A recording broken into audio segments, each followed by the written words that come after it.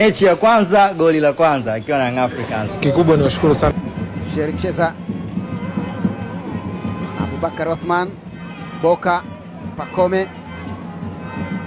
Pakome Zuzwa amewaacha, weka mpira ndani kule na umefika Mwanengo, Emmanuel Mwanengo, ingia nao ndani ya boksi, Mwanengo kunja ndani huku, chuma cha tatu.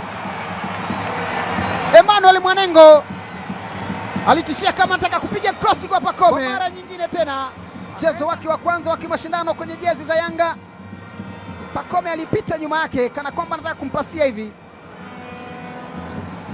Kwa mara ya pili mabeki wanajifunga na mfungaji aliyejifunga ni yule Rahim Chikuni.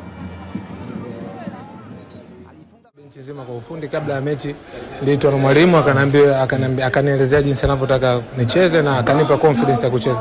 Vile vile ndani ya uwanja wachezaji wenzangu wote walikuwa na support kubwa na walikuwa na support vizuri. Okay.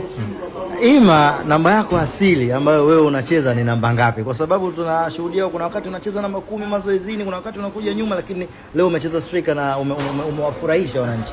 Namba yangu asili kabisa ni namba 10. Mimi kiungo mshambuliaji, lakini na uwezo wa kucheza namba 9 na winga zote mbili naweza kucheza, vile vile namba 8 naweza kucheza. Leo umevaa jezi ya Yanga kwa mara ya kwanza. Share na mimi ile feeling ambayo unayo.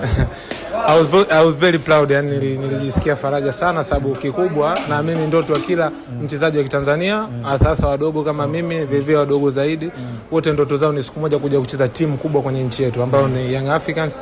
Kwa nimejisikia faraja sana. Na mimi ni familia yangu, wazazi wangu wote wamejisikia faraja sana kuona nacheza.